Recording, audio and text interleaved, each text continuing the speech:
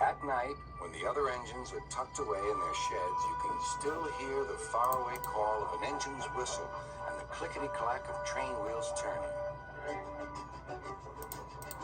This is the sound of the mail train. One train is pulled by Thomas and the other by Percy, as the loads are too heavy for one engine to do the work alone. The mail is loaded into freight cars at the harbor, and the engines pull their trains through the silent stations delivering their precious loads.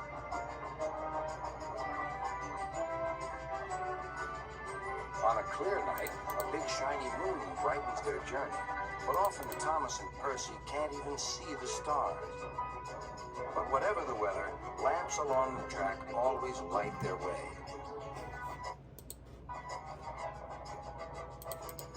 One night, Percy was waiting at the junction. The main line train was late. At last, Henry arrived. Sorry, he puffed. The mail boat from the mainland was delayed. Come on, Percy, said his driver. Let's make up for lost time. Percy puffed along as quickly as he could, but the sun was already rising as he finished his work. Never mind, thought Percy. It's nice to be up and about when it's the start of a new day and there's no one else around. Percy was not alone for long. Bother, said Percy. It's that dizzy thing, Harold. Good morning, word Harold. I always said railways were out of date, but you're so slow with the mail. You should give everyone their stamps back. Percy was too tired to explain. Bird brain, he muttered. Good morning, Percy, called Duck. You're up early this morning? No, you're wrong, sighed Percy. I'm back, tired and late. He rolled into the shed and fell asleep almost before his buffers touched the bar. His driver decided to set off early that evening. Thomas was waiting at the station.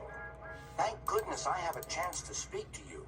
Driver says that the person in charge of the mail has complained to Sir Topham Hatt about the delay last night. But that wasn't my fault, replied Percy. I know, said Thomas, and so does Sir Topham Hatt. But this mail person wouldn't listen. Tonight we'll just have to be quicker than ever before. The engines were just leaving when they heard a familiar buzzing. I say, you two, there's news flying about. Where? Puffed Percy crossly. All over the place. They're going to scrap the mail train and use me instead. Wings work wonders, you know. Always. Rubbish, huffed Thomas. That night, everything ran like clockwork. Thomas and Percy steamed through the stations, making good time everywhere they went.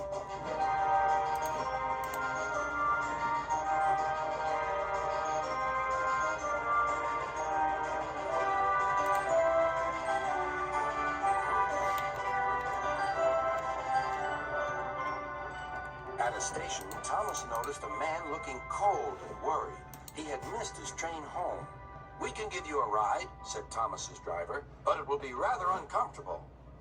Thank you, said the man. Anything's better than sitting here.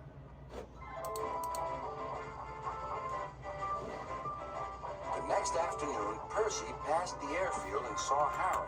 Hello, lazy wings. Are you too tired to fly today? The wind's too strong, grumbled Harold. I've been grounded. You need rails, laughed Percy. They work wonders, you know. Always. That night, Sir Topham Hatt showed the two engines a letter. It was from the man who missed his train. He thinks you are both splendid, and everyone says that the mail train is the pride of the line.